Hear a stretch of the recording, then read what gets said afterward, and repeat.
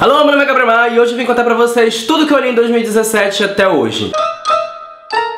Bom, pra quem viu o vídeo que eu expliquei porque eu passei tanto tempo afastado, vocês já sabem que o começo do ano foi meio bad pra mim. Fiquei doente por muito tempo, muitas vezes seguidas, ficou bem difícil manter o canal ou qualquer ritmo de qualquer outra coisa que eu quisesse fazer. Por causa disso, meu ritmo de leitura diminuiu muito e tudo que eu vou mostrar aqui hoje, geralmente eu teria lido em um mês só, facilmente, mas aí não rolou. Começando o ano, uma das primeiras coisas que eu li foi, finalmente, gostava de ver isso há muito tempo, Six of Crows, da Ali Bardugo. Six of Crows é uma história que acontece no mesmo universo da trilogia Grisha, eu já comentei isso essa semana também, mas quando a Ali Bardugo começou a escrever esse universo, eu acho que ela tava com a ideia toda muito mais bem evoluída e ela já começa Six of Crows sem ter aquele esforço todo que ela teve na trilogia do sistema mágico e toda a história política e tal. A gente vai vendo essas coisas e entendendo essas coisas ao longo da história, que pra mim ficou bem mais natural. Nessa história a gente acompanha 6 ladrões que recebem a missão de capturar uma arma que é muito importante e que o governo inimigo tá tentando dominar ou capturar ou, sei lá, usar, alguma coisa do tipo. Mas as relações entre eles são muito bem construídas, existem pequenos pontos de tensão que a Ali Bardugo vai explorando ao longo da história e cada capítulo que passa a gente vê esses pontos de tensão se desenvolvendo um pouco mais. E a gente vê cada personagem desse grupo tentando permanecer ali por algum motivo diferente. Às vezes é amizade, às vezes é amor, às vezes é porque tem admiração.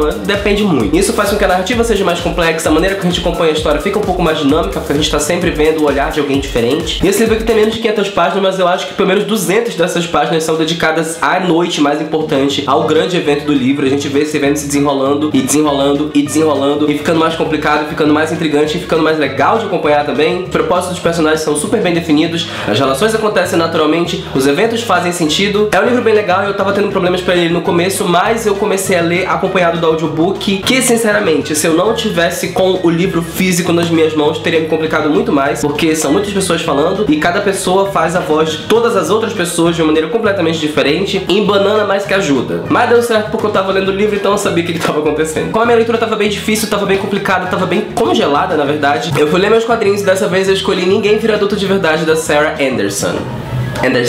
Eu descobri a existência desse livro ano passado, quando rolou o prêmio Goodreads, e ele ganhou o prêmio de melhor quadrinho, blá blá blá blá blá, e ele ganhou do meu Orange, que é meu mangá favorito, e eu fiquei assim, super ofendido. E quando ele acabou ganhando, fui pesquisar o que era, pesquisar quem era a autora, pesquisar o que era o conteúdo, e basicamente são tirinhas muito curtinhas, tem sei lá, 3, 4 quadrinhos, de situações em que essa moça, garota, não sei, ela não é muito adulta que nem a gente, né? Ela parece uma criança, mas ela não é, ela tem idade. Enfim, situações do cotidiano, situações completamente comuns, situações corriqueiras, situações que a maioria de nós já passou. Algumas situações aqui são específicas pra mulheres, mas assim, eu entendo, eu olho pra ela e falo assim, pô, amiga, compreendo o que você tá passando. E ela tem um senso de humor irônico, sarcástico, que é sensacional. É um desses livrinhos que a gente consegue ler inteiro de uma vez. É um livro que eu, se algum dia tiver uma mesinha de café, vou botar na minha mesinha de café, que as visitas chegam lá, leem o livrinho e ficam nem vão ver que eu não estou por perto. Logo em seguida eu ganhei um livro de presente, que foi O Vilarejo, do Rafael Montes. É um livro que eu sempre notei a existência dele, mas eu nunca prestei muita atenção pra ele de verdade, porque é um livro de contos, geralmente contos não me interessam muito. Eu falei alguns meses atrás sobre alguns contos que eu tinha lido e todos eles eu tinha achado que pareciam incompletos pra mim. Podia ser só uma desavença minha como gênero literário e eu não estava afim de ficar falando mal das coisas caso fosse uma desavença minha. Mas como o livro tava aqui, o livro é curtinho, eu não tava conseguindo ler muito bem, eu já tinha lido Jantar Secreto, eu já tinha lido Dias Perfeitos, e pode ser assim, vai que dá certo, né? E como leitura deu muito certo, eu também li esse livro aqui, eu acho que eu li numa manhã, assim, sei lá, tava tomando café. Entre o café e o almoço, terminei de ler o livro. O Rafael toma um papel de tradutor desse livro, ele não diz que foi ele que escreveu de verdade, quem escreveu supostamente é uma mulher que chama Elfrida, que, gente, essa mulher... E o Rafael traduz essas histórias pra gente, a gente vai lendo as histórias dos personagens que moravam nessa vila e as coisas que eles faziam. Cada um deles parece ser tocado ou influenciado por um demônio barra pecado. E se você ler os contos na ordem de organização que eles estão aqui no livro, você vai ver que eles não estão em ordem cronológica, eles estão completamente bagunçados, mas no pedacinho de uma história você pega uma informação que vai ser valiosa em outra história, e na outra história você começa a entender um fato que foi descrito lá na segunda história você vai ganhar um pedacinho de informação que vai ser valioso lá na última história. Esse é um livro com muitas ilustrações, e mesmo com muitas ilustrações ele não chega a ter 90 páginas. É um livro que cumpre 100% do seu propósito, ele tem a intenção de ser uma história bizarra, sobre os 7 pecados influenciando a vida de uma pequena vila. Essa questão de ele se colocar como tradutor e não como escritor deixa no ar uma sensação de que essa história toda pode ter sido real ou não. O Vilarejo é um dos livros que eu posso falar minha palavra favorita quando eu quero elogiar um livro. Ele é redondo, muito redondo. Em sequência do livro do Rafael, se não me engano foi até no mesmo dia que eu comecei a ler, eu peguei Diário de uma Escrava, da Ho Mirlin, que foi um livro que teve um impacto muito diferente do que eu esperava que ele teria em mim. Aqui a gente vai acompanhar a história de uma moça que foi sequestrada e a gente acompanha ela dentro do cativeiro, tendo que ser escrava sexual do sequestrador dela, que ela carinhosamente chama de ogro. No Jantar Secreto eu comentei aqui no canal que eu tenho um estômago muito forte pra ler todos esses tipos de coisas, porque eu consigo ler, sentir empatia pela pessoa que tá lá sofrendo, pelo personagem que tá sofrendo e me distanciar completamente daquilo. Não me altera, não me influencia. Fico impressionado, mas não fico emocionalmente abalado. É sempre assim comigo. E eu fui ler Diário de uma Escrava, consciente de que ia ser uma situação bizarra, incrivelmente realista, incrivelmente possível. Provavelmente teriam descrições muito fortes, e tem descrições muito fortes nesse livro, assim, as cenas são quase todas muito gráficas. Mas o que realmente me impressionou aqui foi a escolha da Romilly como autora de construir a jornada de personagem que ela construiu. Eu não quero nem contar pra vocês o que é, porque pode ser um spoiler, e foi uma das coisas que mais me surpreendeu mesmo ao longo da narrativa. Foi uma das coisas que fez esse livro se tornar muito mais valioso do que ele estava sendo pra mim, até, sei lá, metade do livro. Quando a gente chega ali em 60% da história, a personagem precisa tomar uma decisão que vai ser muito importante pra ela, e a partir daí ela entra num momento de controvérsia muito grande com ela mesma, com a história dela, com os questionamentos internos que ela tem, com o personagem que tá ali interagindo com ela o tempo todo, com a gente como leitor. Eu achei isso muito surpreendente pra mim, eu não esperava encontrar essa narrativa aqui nesse livro. E eu já comentei aqui também que lá pelo final existem outras duas escolhas que a personagem precisa fazer, que são escolhas que eu torci muito pra que ela não fizesse, mas aí ela acaba fazendo, e aí, enfim. É um livro que pra mim teve um impacto muito positivo, eu consegui tirar coisas muito boas dele, não aconselho pra todo mundo, com certeza. Tem descrições muito explícitas aqui, as coisas que acontecem, especialmente sexualmente, não são fáceis. E se você tá gostando desse vídeo, aproveita pra deixar um like aqui embaixo, aproveita também pra se inscrever no canal caso você não seja inscrito ainda. Lembrando que se você quiser comprar qualquer um desses livros que estão sendo mencionados aqui no vídeo, o link direto pra compra de todos eles no site da Amazon tá aqui embaixo na descrição. E foi aqui que eu comecei a ouvir o audiobook de Anne of Green Gables, da Lucy Maud Montgomery. Anne of Green Gables é traduzido no Brasil pra Anne de Green Gables, mesmo assim é bem, né? Não mudou muita coisa.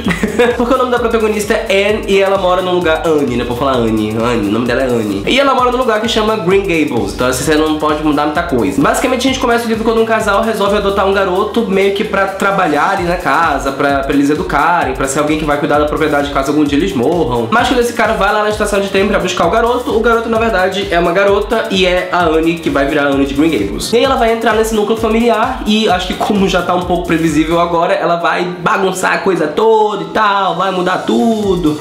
Grande ponto dessa história, o motivo do livro se chamar Anne de Green Gables, o motivo da história ser interessante de qualquer forma é a personalidade da garota. A Anne é basicamente uma criança muito moderna, muito à frente de seu tempo, mas ao mesmo tempo ela é muito romântica e ela tem uma visão muito quadrada do que a vida dela devia ser, do que ela queria que ela fosse, do que as pessoas deveriam ver nela. Então ela é ruiva e ela odeia ser ruiva porque ela acha que o cabelo vermelho é muito vulgar e ela queria ser morena do cabelo volumoso. Acho que é isso que ela queria ser. Ninguém nunca disse pra ela como que se escreve o nome dela, então ela supõe que seja A-N-N-E ao invés de A-N-N, porque A-N-N seria muito vulgar. Ela dá nome pras coisas que ela acha que são importantes e bonitas e que inspiram esse romantismo que ela tem. Então se ela vê um rio muito bonito, ao invés de chamar de rio, sei lá, Amazonas, ela chamaria de Rio das Águas Brilhantes. Coisas assim, entendeu? Mas ela era muito bem equilibrada porque ela é uma personagem muito inteligente, completamente consciente do mundo ao redor dela, mas meio que dava uma equilibrada porque ela é uma personagem muito inteligente, ela é completamente consciente do mundo ao redor dela e ela não queria que o mundo ao redor dela fosse o mundo que ela tá vendo. Isso é muito louco. Eu sinceramente não acho que a personagem evolui muito ao longo da história, porque a maneira como ela lida com as coisas ainda é sempre muito parecida, e porque ela é muito romântica, ela fica sempre querendo que as coisas sejam do jeito dela, e ela idealiza, e aí ela sonha, e ela fala que vai ser maravilhoso, e no final não é maravilhoso, porque né, é a vida. Era um livro que eu tava ouvindo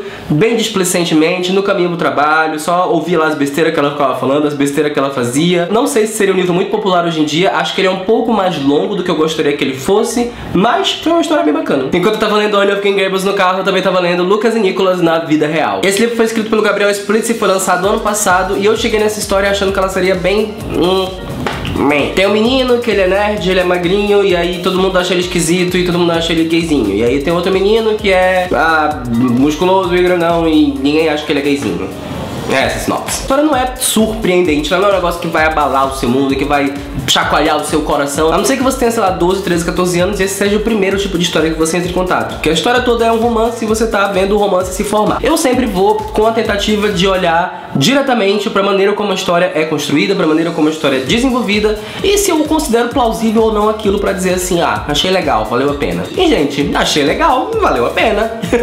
É um livro bonitinho, é um livro fofo, é um livro que tem um propósito também muito bem definido, é um livro que acontece do jeito que tem que acontecer. A única coisa que eu vou deixar aqui reclamando é que tem dois personagens que são coadjuvantes, que são meio que coadjuvantes demais pra mim, assim, sabe? Eu queria que eles tivessem um pouco mais de participação na história, que eles fossem mais influentes, que eles fossem mais relevantes, porque eles só ganham alguma coisa interessante lá pelo final do livro. Se o outro livro conta a história do Lucas e Nicholas, esse livro conta a história de Lucas e Bernardo, e eu não sei se isso é uma tendência, eu não sei se é um negócio que está acontecendo, se for, me avisem. Diferente do Lucas e Nicholas, nesse aqui os protagonistas já se conhecem desde sempre, eles são tipo vizinhos, eles cresceram juntos, eles estudaram juntos desde sempre, e os dois estão ali com 16 anos e estão só começando a descobrir que o sentimento que eles sentem um pelo outro pode ser um pouco mais forte que a amizade. Muito desse livro vai ser a maneira como eles lidam com os próprios sentimentos, a maneira como eles entendem os próprios sentimentos, que é a parte valiosa, acho legal. Os grandes obstáculos do relacionamento deles são basicamente receios e apreensões que eles têm dentro da cabeça deles, medo de preconceito, medo de que alguma coisa aconteça, e tudo que não é esse receio que eles têm com os próprios sentimentos são eles de verdade convivendo, eles de verdade sendo bons amigos e